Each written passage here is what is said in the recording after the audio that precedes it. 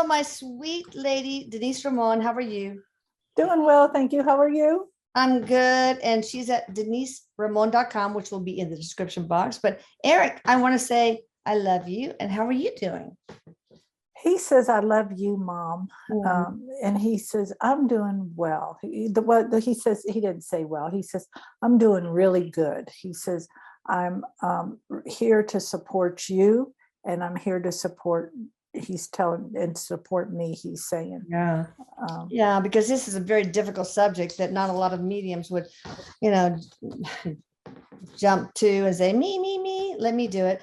I felt compelled to do this one. I understand that. Yeah. We're going to talk about the Uvalde, Texas school shooting, and we'll see who we can bring to the mic, so to speak. Okay. To the shooter, this is all from the community. If he is ready to talk, in all caps, what do you think you accomplished by putting terror into the children? What made you so angry? And what is your soul like? Well, we'll do it one at a time. What do you think you accomplished by putting terror into these children?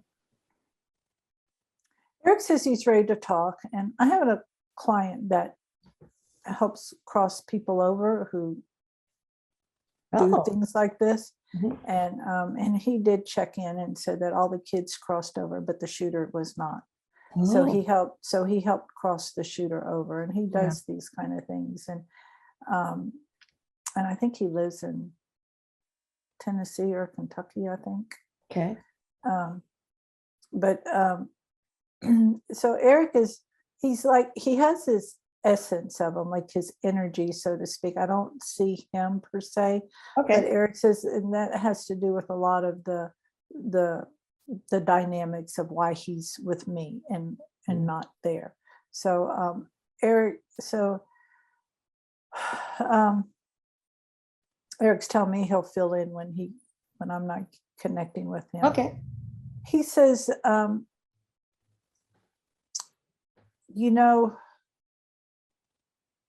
how does he feel about himself?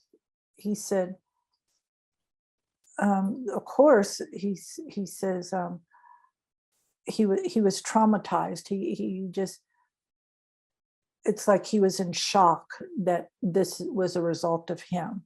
And he's showing me this is why he could not cross over. And he said it took a lot more effort to get him to cross over because he felt so undeserving of it. And it's I feel like it feels more like of a grandmother type feel, and it could be a great grandmother, but it feels like a grandmother type feel is what helped him to like connect. It's like almost she was telling him, look my way, so he would know where to go. And as he's saying that, I feel like this is what helped him when he was given assistance to cross over. Okay. He says it is tragic what I did. It's very tragic. And he says, this is definitely not how I want to be remembered. And this is how everybody's going to remember me. Yeah. For everybody in my family to everybody else. And I'm always going to be known as this. And he says, and this isn't how you want to be, your legacy to be. And he says, a lot of this had to go on with mental illness and not just mental illness, but a lot of dysfunctional stuff growing up in that. And he takes full responsibility. He's showing me it's like he can't eat enough of the responsibility as he's talking to me. Right before this happened, you shot your grandmother in the face. Was there something she said or did that triggered you? And I'm wondering if that's the grandmother that. I don't know. Because I don't feel like she's not. Okay. She still feels here to me. Okay. He said, by that time I snapped. Yeah, but what did she say or do that made you snap? If there was anything. Or was she just sitting there watching her soaps and stuff? No, it's or what? He said he was on a rant about not blaming, he says I was on a rant blaming everything as to why I wasn't being where I thought I should be. Mm. And she was trying to explain to me things, and I was already in that. He says it's like another, it's like I wasn't possessed, but it's like Sort of he in shows trance?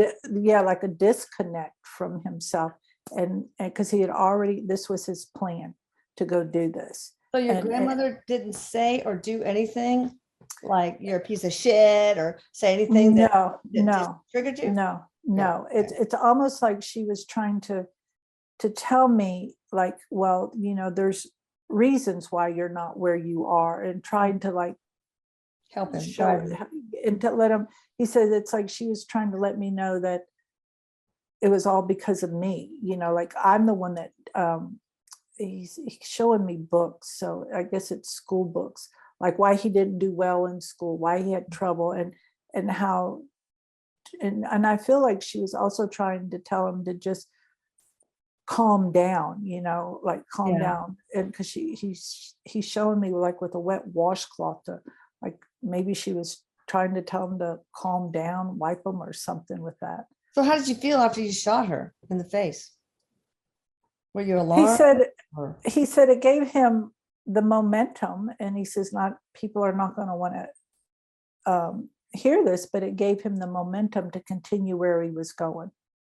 Tell me about your parents. Why were you not living with your parents? Because I wasn't living by their rules, and they had, I feel like there was another person involved, not a parent, but another person involved that was laying down rules. And it was like, you either follow these or move out. And so he's telling me that his grandparents said, well, we'll take him in, and, tried to help. Okay. So what made you so angry? And also tell us a little bit about what your soul is like or was like at that point. Well, he said it wasn't just one thing. He says this was accumulation of years, Yeah. of years. Yeah. And he says, he said, I never felt,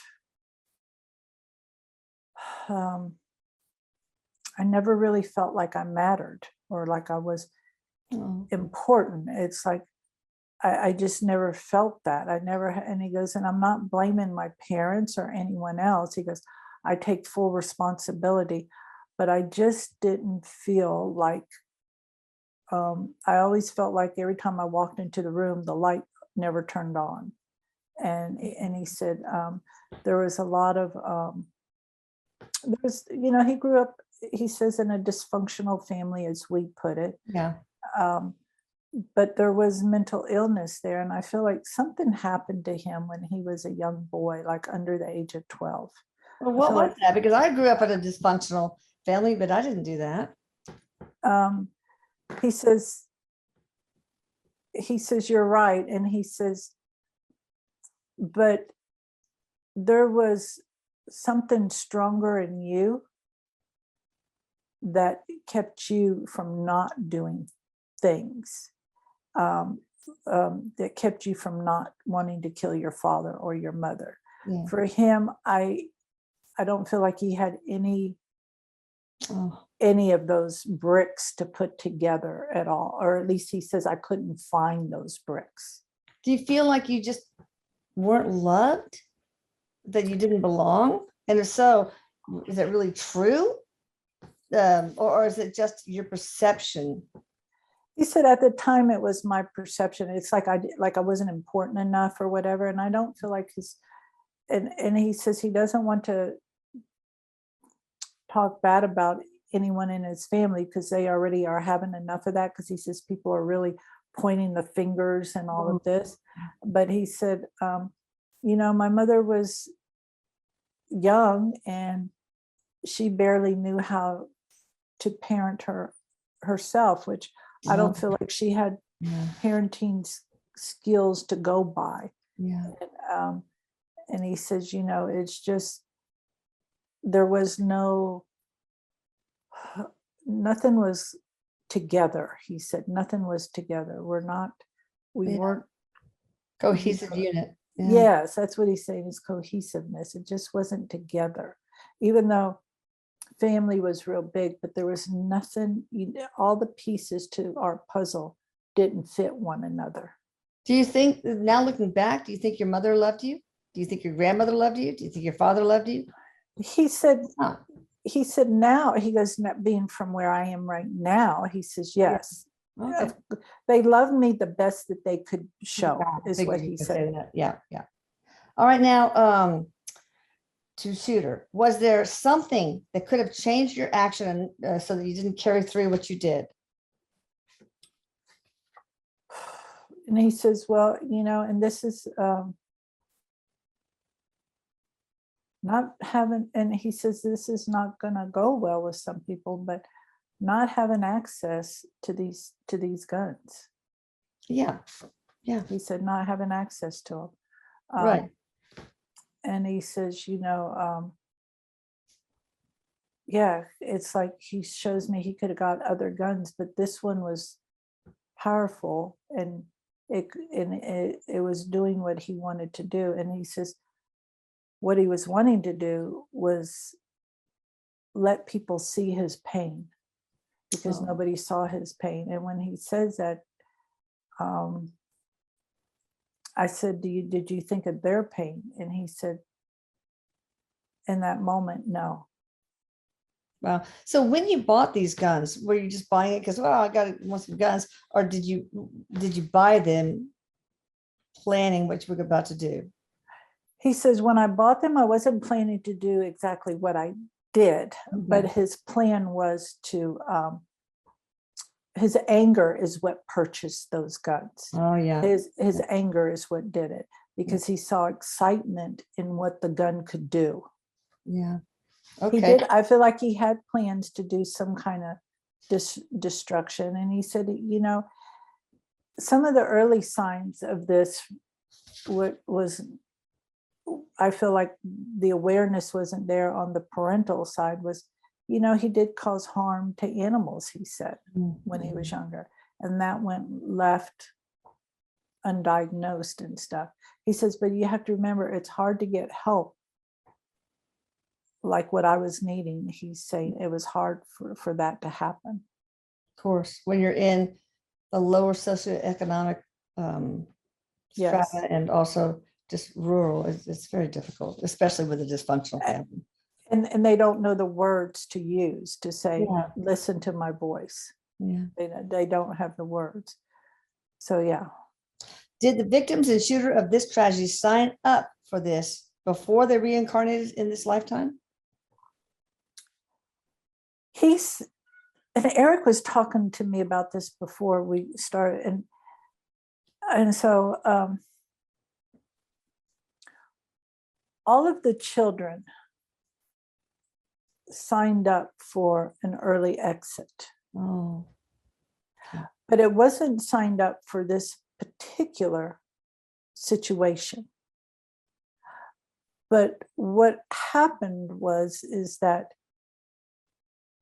it's like the universe and everything knew that this is where what the shooter was going to do. Right. So they lined them all up together, because all those children were going to depart early anyway. From other things, maybe like some of them from cancer, some of them from yes, yeah, or a car wreck or whatever, just other things like that.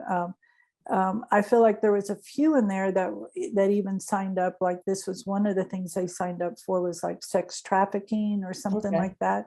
Yeah. So what he's showing me, and what Erik is saying, so they lined it all up to be right there at the right time, because we're in a big impact on what isn't working, and what isn't working is our mental health care. Yeah. And it's not just for the US, it's for all other places. And this was a huge impact, and it put momentum, Erik is saying, back into some, and I just have chills, back into some of these other schools that had mass shootings. So it triggered that momentum again even more. But I don't understand, because it seems like everybody's just talking about taking away guns and not helping the mentally ill. And even the false flag deal. Okay, so that could be weaponized. You don't get due process. Your neighbor doesn't like you. He says, hey, I take away this person, my neighbor's guns. I mean, it's a really slippery slope that, does not allow due process. And that in part has to do with the mentally ill, but the rest of what they want to do doesn't seem to have anything to do with helping the mentally ill. And Erik is telling me that's where there's more people looking into that. He shows me like more people are fighting about that, the mental illness part. But what I'm hearing though is the type of gun he used needs to be very restricted. Right. And you shouldn't be able to buy 1,000 rounds of ammunition in one day. So I agree. Is that what he had? Wow. Well, I think so. Yeah. Wow. So yes. And so, it's not a restriction on hunting rifles or handguns, is what, but it's more for the type of gun, because there's with what Erik has shown me with those kind of guns, the intent is to use it to kill. Right, that's true. It's there's no other intent behind that. You don't Of go course, the bad guys are still going to get those. That's the problem. Well, they're readily available on the dark web. Yes, and I feel like guns, yeah, because Erik says they're not used for target practice. So but this is where our voices are going to come in, and I feel the way Erik has shown me, there is momentum behind more about mental illness coming about, because look, Erik says it's kind of like the same thing with prohibition, like don't have alcohol, but people had more alcohol than before when it was. I know. So yeah. So I was gonna say, I understand the husband of the teacher had a heart attack and died 2 days after his wife was shot. I think it was the T, is a Japanese word, dying of a broken heart. But did she take her husband? Yes. Okay. Yes. But they left so many young kids behind. It's too bad. Yes, but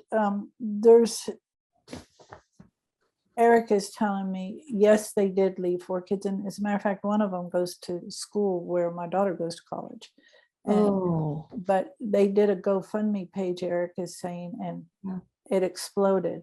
But there's a lot of good that's going to come from this, because if that hadn't happened, what these children are going to be doing, they would have never done. And it's just going to be really profound, some of the things that they do. And I feel like it might have even changed the direction on how the oldest one is going to go about doing things, like career-wise or something. Yeah, but for the good. And definitely it's horrific, and it's going to be sad and horrible and all of these things. But but at the same time, in the long run, it's going to be so like, wow, this would have never taken place if that hadn't happened.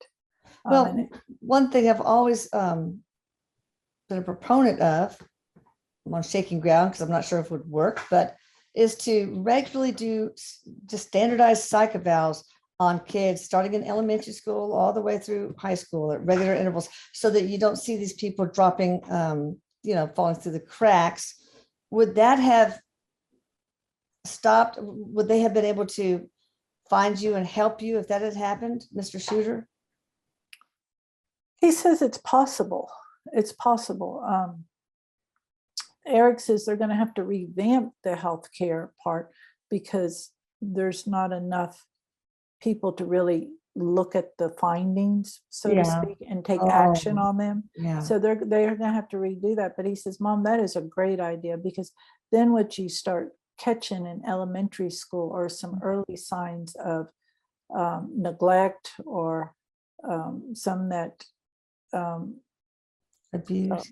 Yeah. abuse, but some that like disassociate from things and stuff. Oh, Says yeah. you can start catching it early. Early schizophrenia in high school, for example. Yes, What yes. about having every person who buys a gun do a quick standardized psych eval, standardized test? Boom, put it through the computer and it spits out, yeah, you're okay, yeah, you're not. Erik says that would work, but they can't have it where everybody takes the same test. Oh, They oh need to yeah. have multiple tests, different tests to take, like you take a test and I take one, but it's different, because then people talk to each other and say, this is Oh, what you answer and stuff. exactly. So what about having a therapist, some sort of mental health professional, clear a person before they could buy a gun? Or should that happen only if their psych eval falls through and then, Erik says the latter, because he says you're not going to find very many therapists who are gonna want that I kind of know, because responsibility. yeah, you're right. All right. Will the shooter have to deal with any karma in his next life because of his actions? Of course, he says, of course, Yeah. of course, of course. And so right now, I feel like his focus on is and he doesn't give me a whole lot of insight, but it's sending healing to that area, sending healing. All right. Some of the children that died didn't want to go to school that day of the shooting. Mhm. Part of it was probably because it was just the end of this summer was about to begin. Did they sense something was going to happen? Or was it just like, oh, Mom, it's the last couple of days. I don't, give me a break. Erik says on a soul level or subconscious level, a soul level, whatever you want to call it, on a higher level, Yeah. something didn't feel right to them. Oh, Something didn't feel good. so the intuition, yeah. Yeah. But Erik says, and this is what's causing some of the parents a lot of, Oh my God. Can you imagine your kid oh, begs you, please don't let me go to school. And then they do. oh shit. Yeah. And Oh, it's awful. Erik says this is where that they're going to have to find a way to let go of that, because everything happened exactly as it was supposed to, as horrific as it is. And when Erik's telling me that, and Erik keeps mentioning your shirt, he loves the color of your t-shirt or your shirt. He really likes that. And as he was telling me that, it reminds me of Good this for book hot dogs, because mustard spills, nobody knows. But I read a book, probably 25 years ago or more, called Conversations with Angels. And in there they talked about how things changing down the road, yada yada, and how we're going to see massive quantities of people leaving the planet. And it's because it's what's going to be needed to get our attention to start heal this planet. And that's what I thought of with these kids, like, who tugs on our hearts more, Children. But then look at Chicago and some of these urban cities. There's mass shootings essentially all the time. Yeah. Well, and what happens is where the strictest gun control laws are in Chicago, and they're killing each other right and left, children included. Erik says there's a lot of poverty there that nobody really talks about. Yeah. I didn't know that. Oh, I can imagine.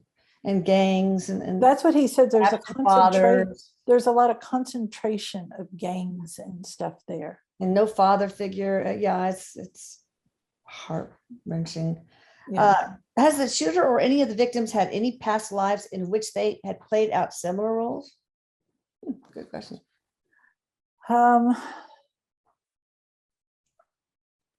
Erik says the children that played in this role, it's like almost I get the feeling like this was a role that they chose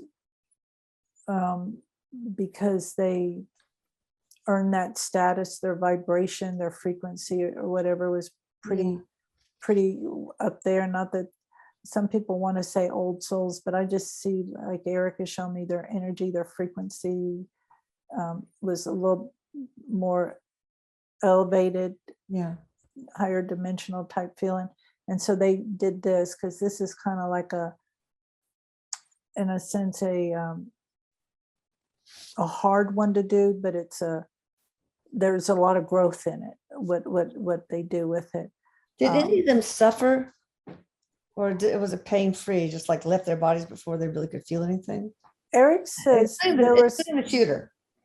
Eric says there were some that that hung around, but collectively, no. It's like their soul left their body and stuff. I just felt like there was a few that were very concerned about the other people, so they like let me stay here or something like that. Yeah, right. And now, did the shooter said he felt every bullet he put into everybody. Oh, wow. Did he feel bullets going into him? I mean, what happened when they burst open the door and started shooting at him? How did he feel? Was he afraid? Yeah, he said Believe- fear kicked in, definitely, because that kind of like jolted him in the moment. But he's saying it's like it jolted him, and it's like he had a moment of what happened, and it's almost like he simultaneously, as he was being shot, he took all that pain from all those people that he shot, and he was able to absorb that pain, like he felt every bullet, is what he's saying. Well, didn't you figure you were not going to get out of that alive? Didn't you know that? He didn't think about the end. He said, I Oh. didn't think about the end. And when you say that, I'm like, then you think about how you're going to get away. He said, I didn't think about the end. I only thought about going there. And I asked him, why did you pick the kids of all? Because he knew there was no barriers. Right. Ugh. That's why he picked that school. So now the Latino community has been victimized. Was there more to the shooting than a disturbed 18-year-old? Was there other powers never mentioned involved in planning this tragedy, like the FBI or something else? Well, can't imagine. Was the FBI involved in this? Yeah, because of victimizing the Latino community. I feel no. He says no. He said Okay. no. Erik, do you have any questions for the shooter? Someone wants to know.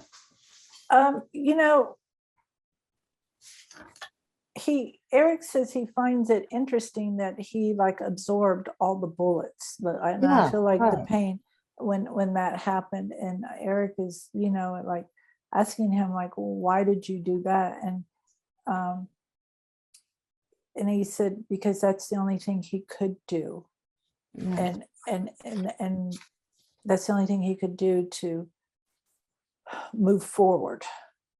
Okay. How long were you planning to go to the school and shoot children? More than a day? Have you considered prior? I mean, he said he'd been planning for a while, and I feel like a while. He's shown me like 3 weeks is when it really went into planning. He went into thinking about how he was going to do this, and something really pissed him off.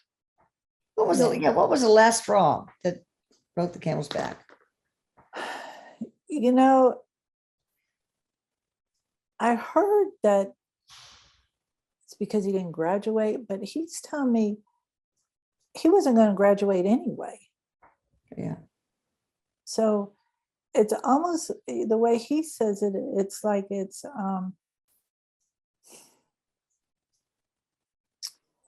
like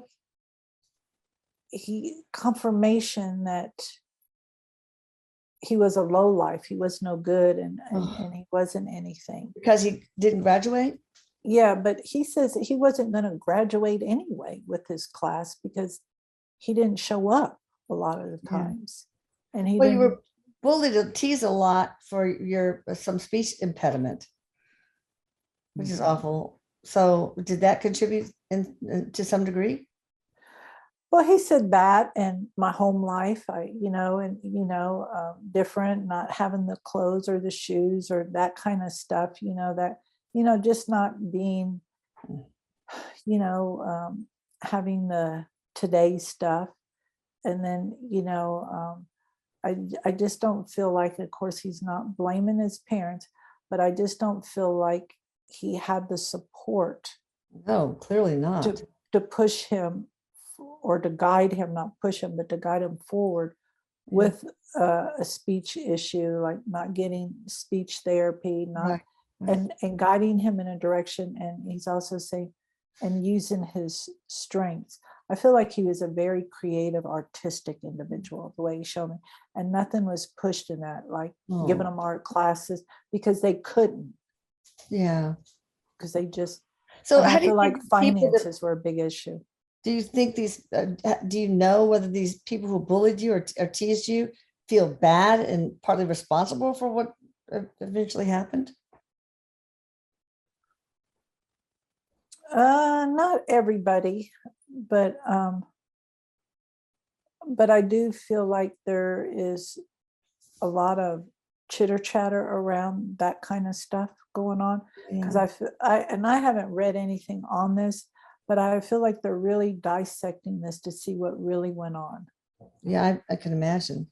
A lot of people say just during the American Revolutionary War, we have the Second Amendment in part because, we were afraid the government would take all our arms and, and attack us. And so is there truth to that right now? Like whenever something like this comes, everybody wants to take everybody's guns away. Is there a nefarious reason for that? Well, he says it's because they're not looking at the real solution. It's kind of like, But are we in danger in some way? Could that happen? That the government turns against us once they take all our guns? That's all I'm asking.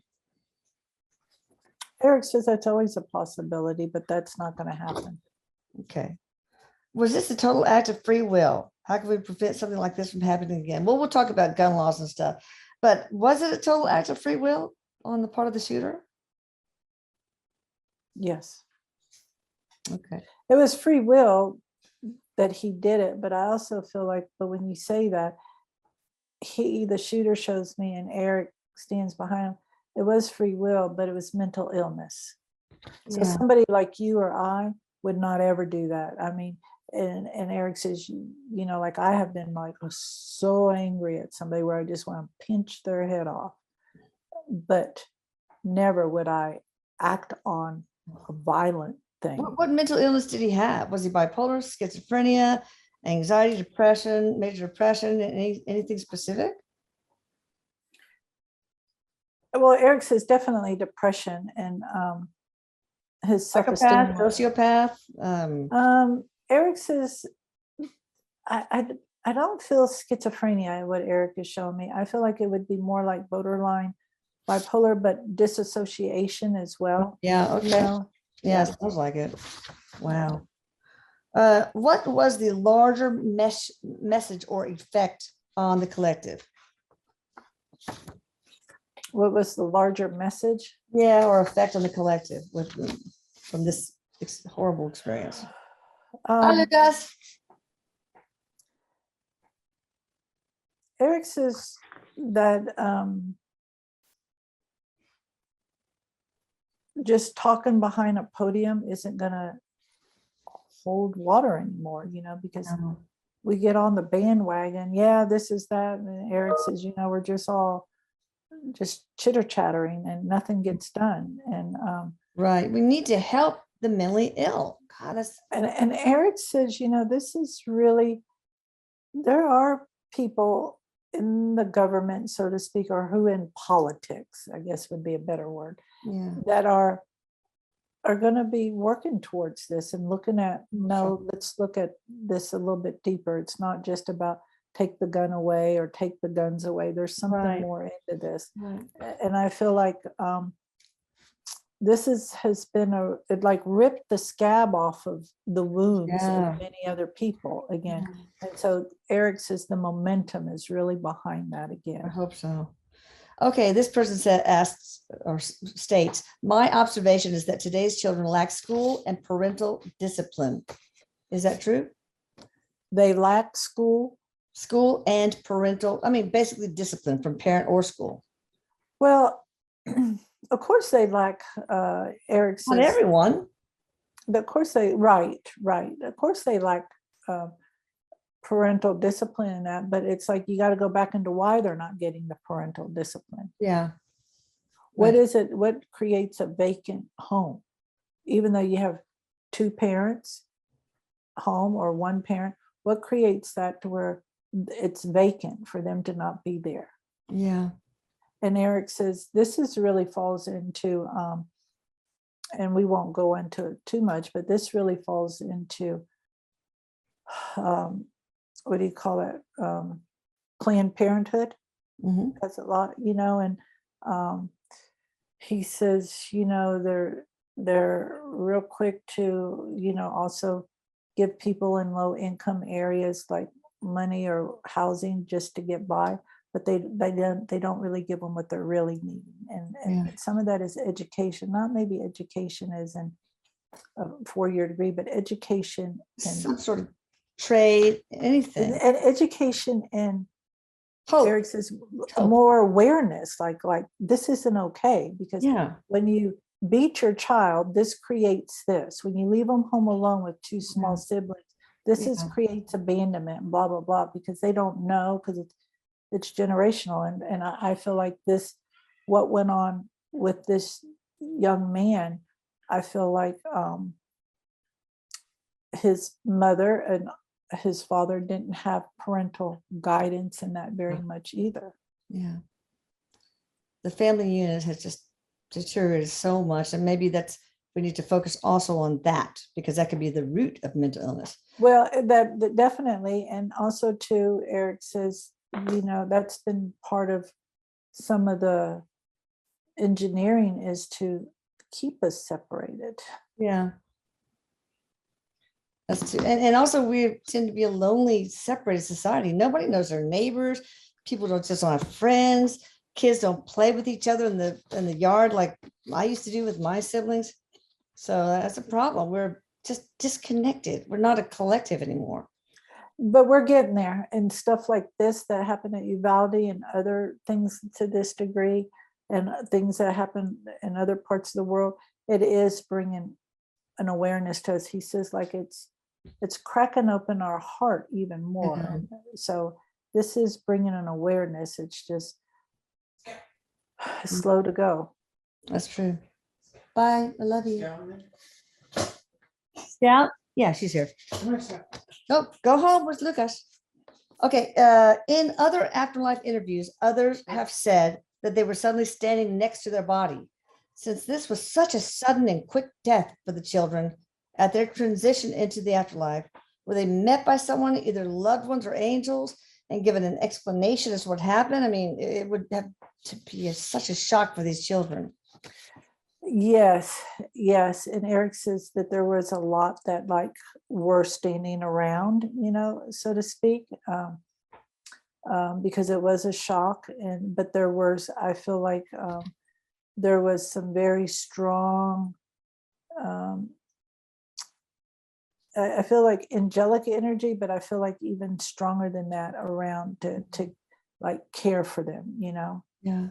and to say, hey, we got you. It's kind of like if you got spun around real fast and you're dizzy, but someone to hold you to get till you get your center. And that's what Erik has shown me. It's like there's energies, angelic and highly evolved beings, their guides and everything came like to hold them still so that they could okay, now you got your footing, now we can go. They were definitely not left alone. And it's good. And some hung around until help came in and got everything cleaned up in that, because they were still there with people from the other side, along with them, helping to console the people there. Okay. Who was consoling who? like the angelic energy, the master guides or something is what Master Erik, angel. Okay. yeah, and their spirit guides were there. They were there with the children who had crossed over, helping them to like be there while they're cleaning up the mess, like when the Oh, people right. came in and Right. that to help. And it's like they were wanting to like lay like a blanket layer of peace to let everybody know it's okay. It's going to be okay. All right. What about that little girl who smeared her face with her friend's blood in order to look like she was already dead so she wouldn't be shot? What do you say about that, Mr. Shooter? I mean, did you think she was dead or?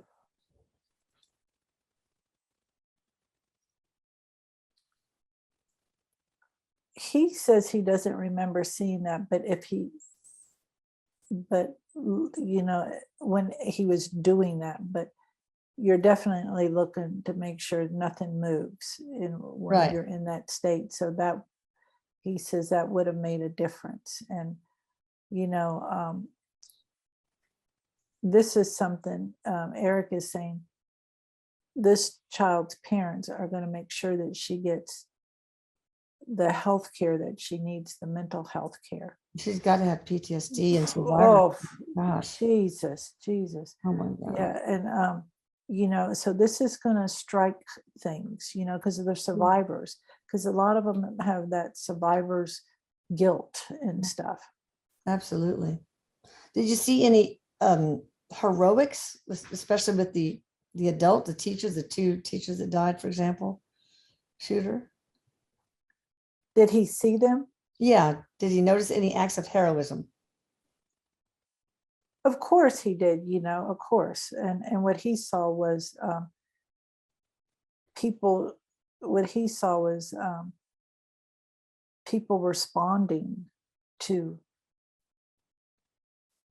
rescue or to step in and help. And he says what he saw was what he's making me feel like he was seeing what he didn't get.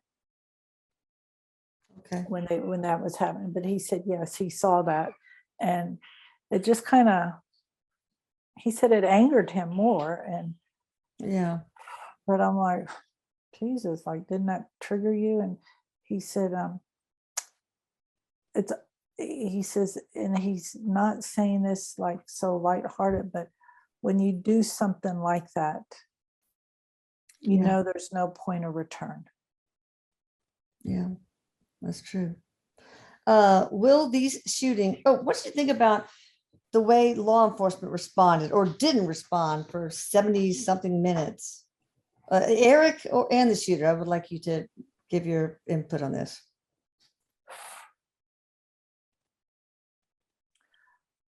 Well, Erik says it's almost like they didn't have a plan of action, like you do a fire drills, this is what you do and stuff. Right. They didn't have a plan of action. Yeah. And what Erik is telling me feel is like there was a huge sense of fear that was being felt outside those doors. Yeah. Mm. And Erik says that some of them, they didn't know that there was just one shooter. Oh, yeah, it must be scary because they didn't have armor and all that stuff. It is scary, but that's what your career is for. Will these shootings change the future for the better? Erik says yes. What will the positive be? The positive will be is, well, they're going to put more locks and seals on the doors where people just can't come in and go and leave. Yeah. And stuff. And that's a shame that they have to do that. Yeah. But Erik says, but that's what's needed, to get a sense of safety. And also it sends a message out to people, you can't come in here because there's a bulletproof glass. Right. You can't come in. Right. You have to have proper ID. I mean, my eldest daughter bought her kid a bulletproof backpack. Is that sad? That What, is sad. what else But can be done? I mean, beside addressing the mental illness and the family degradation aspects of it, what else can be done to make people, not just children, but people in our society safe from gun violence?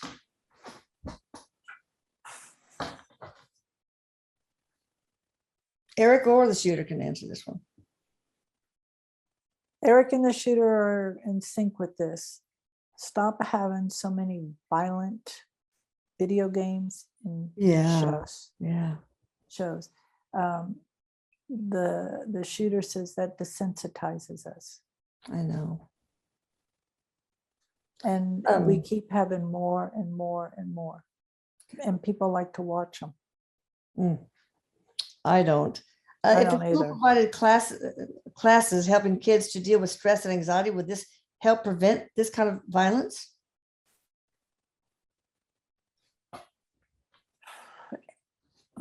Or The maybe shooter the psychological screening. I don't know. Erik says it's moving in the right direction, you know, but it's almost like it's almost like this public school industry has their own Bible that they go by, their own rules that they go by, and Yeah. you can't do this, you can't do this, and because whatever. And Erik says that they need to go by what is happening instead of having a one size fits all. And Yeah. True. Erik says, more type of, definitely there's needs to be some form of discipline at school, but the discipline needs, he's like saying, when kids are young and they're teasing or doing something bad, like have them write a letter as to why they did this, and a letter of an apology, That's and good. Make them then reflect. yes. And then Erik says, if it's something that the whole class knows about, that Susie told somebody they were stupid, like have her read it in the class out loud, That's a great idea, Erik. Because when you start teaching them when they're young, you get to see the effects. And then whoever the person is, he says that Susie called Joe, told Joe he was, ugly or fat or whatever, then Joe can write a letter and say, this is how it made me feel. Because Erik says what you're doing is you're getting people in touch with their inner humanizing stuff. people. Yes. That's perfect. What changes in gun laws would be the most effective in reducing school shootings? So we're going to go through these last few kind of quickly because we're running out of time. Well, Erik says, nothing's going to stop school shootings completely, but he says one of the big things is stop making those kinds of weapons that are not needed. Like machine gun kind of. Yeah, because you don't even, Erik says, did Erik do hunting when he was here? No, but he loved guns. Okay. Like target practice. His father was like the national champion in rifle shooting. Wow, because Erik says you don't use those guns for hunting even. No. So there's no purpose in it. But then you have bad guys can get it anytime they want. Yes, but they shouldn't be allowed to even make them. That's what Erik said. Will we see gun companies ever be held responsible, accountable? Erik says that's coming down the pipeline. Good. So there will be more school shootings. This person saying, will schools ever be safe again? Not soon, but later down the road. And then Erik says, this is where, people need to speak up. And but people say, but what if I'm making a mistake? What if it isn't bad? Because I feel like with the shooter, he was around enough people to see that he was real angry and something wasn't okay with him. And there was stuff on see something, tell somebody. I mean, there's stuff on social media. Where like the law could have been called on him, to intervene, something. And so the people who see this on and even maybe comment to him on social media or to these shooters should be held responsible too. I mean, I think really. Erik says there should be something about that, because you saw something and you didn't say anything. And I also feel like some of the reason why law enforcement wasn't brought in on this, because he makes me feel like the family wasn't very favorable of the law enforcement. Okay. Was this a false flag operation to manipulate American citizens into handing in their guns, as was done in Australia during the Port Arthur false flag massacre, where many Australians were forced to hand in their guns, and the laws that resulted? He says, I'm not a part of that. He was not, that is, no. Okay. No. When will our country come to an agreement on common sense gun laws? I think it'll be soon. Hopefully. Erik said 2025, we're going to see how things are better organized, and that's not that far away. That's like No, 2.5 years. He said Yeah. 2025, we're going to start seeing, they're going to really start changing how they distribute them. Like, you probably aren't going to be able to buy them at a Walmart or something, you know. You'll have to go to a designated place Yeah. Okay. to do it, and there's going to be evaluations and forms and stuff like that. And this, I think we already answered it. Are rules and regulations going to change for the better for schools across America? Erik says yes. You know, they're already talking. They're already talking. You may not see it, but they're already talking. One of the worst school shootings was or mass shootings was in Norway, where a shooter went to that island where there's plenty of youth, and the security guard only had a flashlight. So, you know, but in general, why are there so many more school shootings here in America than there are elsewhere, even though that was the worst in history?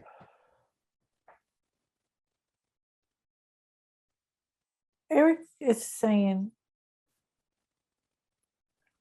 it's almost like, because he says more freedom, but I said, but it's not like Norway doesn't have freedom. But he says it's like it's almost like, he says, we're walking around with our eyes closed to things. And Maybe there are more guns here too. Well, yeah, there is, because we're real big on why, you know, the things that we have. And he says there's a lot of hunting here, and people like them. People are collectors of old guns and stuff. And he said, you know, some people like guns not to harm people, but they like guns because you know, in previous lifetimes they were in the military or whatever it was. So, you know, so it's in them to really like to collect guns and that. But Erik and we have the Second Amendment. I don't think any other country has that. Or maybe they do, I don't know. Not like that, not like we do. And Erik says that's why we came over to this country, was to start making our own laws. Yeah, that's what he's saying. But now things, you know, where Erik says that shooting really kind of shook the roof under a lot of schools. Yeah, and so this begs the question: will the schools ever be held accountable for not having proper security measures, keeping dangerous people from entering the school grounds? Erik says this is going to really start making the schools put up the bulletproof glass, not letting people come in. And he says, and that's only going to help with cutting down on, you know, parental people coming in and taking children that they're not supposed to be taking, you know, because of a custody battle. It's going to help with sex trafficking, you know, kidnappings and stuff like that. It's also can help with domestic violence, because spouses coming in or whatever, boyfriends, girlfriends coming in. It's going to help a lot with that. And well, should there be another line? So suppose a husband comes in, hey, I want to see my kids, but really wants to go and kill the secretary who's his wife or whatever, but the kids go there. I mean, should there be another line of defense? Like, should there be somebody armed in the front office? Well, there will. Erik says yes, but I also feel like there's going to be like a metal detector somehow built in. They're going to find stuff built in where it just comes in. You know, it's not going to be like our standard size one. It's just going to, he showed me like it's going to be built into this stuff. So when it comes in, it's almost like, Erik says it's almost like it's a if that picks up something, then you can't get to the next section or something. Oh, of course, So it then might there are be ghost like guns that are not, but I, all right, last question. Do any of the children killed, are any of them ready to come forward and deliver any message? Maybe they could do so as a collective. Erik says as a collective, I feel, because Yeah. he says he says, as you know, Mom, they're just like Yeah. in their neck deep in grief. Oh, And they're not just grieving their child, they're grieving everybody's. you talking about the parents? Yes. Right. So they're grieving their child, and then they're grieving the We whole. all are. Oh God. Yes. And that's what it was supposed to do. It was supposed to like wake us up to stuff. But Erik says the message is to let them know, like they all earned their wings. Oh, Yeah. that's sweet. All right. Well, thank you, sweet children, and the teachers who have died, and the husband of the teacher. And thank you, Mr. Shooter. I don't want to say your name because I make it a point not to, for being honest and feeling remorse. And anything else anybody wants to add before we close? No, but that really shook me up about them earning their wings. Oh, babies. Kisses to all of you. Yes, and we just have a lot of a big force behind us now to help us. Yeah. So, Sorry. no, I cried. I Whew. cried many days after that. You know how we love children so much. Yeah. Yeah. Anyway, Don't forget to check it. Thank you, Erik, for helping us get through this. And thank you, listeners. You guys check out Denise at deniseramon.com, and please just say some prayers for these children and their families, please. absolutely. And absolutely. the teachers and their families. Oh, yeah. All Yeah. right. He loves you. He says he loves you. Love you too, and love you, Denise. Thank you for Thank having you. us to do this. Absolutely. Thank you. And I love you too as well. Take care. Bye-bye.